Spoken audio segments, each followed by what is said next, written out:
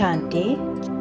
আজি 3 জুলাই 2025 বাপদাদাৰ অব্যক্ত সংকেত হৈছে, যেতিয়া অন্য সকলো সংকল্প শান্ত হৈ যায়, মাত্ৰ এক পিতা আৰু মই এই মিলনৰ অনুভূতিৰ সংকল্প থাকিলে, তেতিয়া সংকল্প শক্তি জমা হয় আৰু যোগ শক্তিশালী হৈ যায়। ইয়াৰ বাবে সমাহিত বা সামৰি লোৱাৰ শক্তি ধাৰণ কৰা। সংকল্পত সম্পূৰ্ণ ব্ৰেক লাগক, ঢিলা নহয়। যদি 1 ছেকেণ্ডৰ সলনি অধিক সময় লাগি যায়, তেন্তে সমাহিত কৰাৰ শক্তি দুৰ্বল।